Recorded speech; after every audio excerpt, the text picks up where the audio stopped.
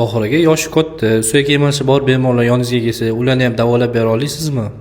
Bismillah. Albatta muolajaga olamiz, muolaja qilinadi yoshi kattalarda ham.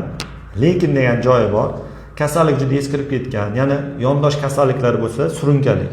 Misol uchun qandli diabet yoki gepatiti bor, shunga o'xshash buyrak yetishmovchiliklari bo'ladigan bo'lsa, u bemorlarni asosiy kasalligini davolashga mana bu kasalliklar qarshilik qiladi. Bunaqa paytda oldini olish mumkin. Kasallik rivojlanib ketmasligi uchun sababini qilish mumkin. Biz harakat qilamiz inshaalloh hammasiga qo'ldan kelgancha. Lekin ularni hammaga beradigan dorimiz bir xil, lekin ularning tanani qabul qilish sust-ku. Shuning uchun to'g'ri qabul qilish kerak. Ya'ni farzandlari kelib shunaqa paytda savol berishadiki, savolni javobi og'ir.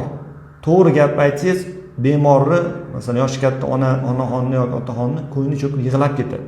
O'shani chiroyli tushuntirishga harakat qilamiz. Ba'zilar tushunmaydi, talabni qattiq qo'yadi. Buni davolab bera olsa davolataman.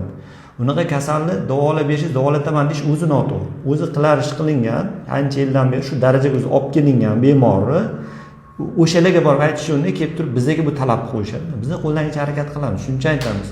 Bunaqangi og'ir bo'lsa, murakkab bo'lsa vaziyat, istixora qilish kerak. Nima ish qilishi menga foydali bo'ladi, xayrli bo'ladi. Shuni qilib muolajaga kirishga yaxshiroq. Ko'p mutaxassislar oldi bor, mutaxassislarni ham qiynavorish kerak yo'q. Operatsiya qildiraman desam, sizga garantiya bermaydi, lekin falon pul oladi. Biz ham muolaja qilamiz, bunaqangi summa olmaymiz.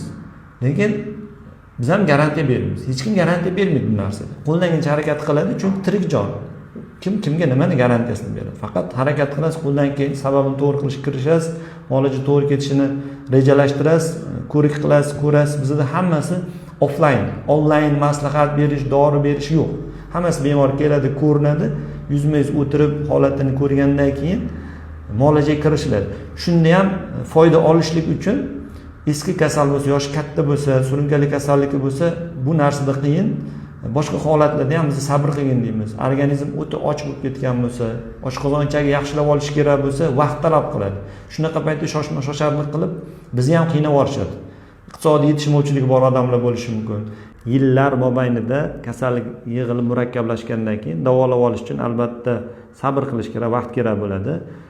Suyak bo'g'imi og'rib, bezovta bo'lib yuradigan tanishlaringizga bu videoni yuborib qo'ying.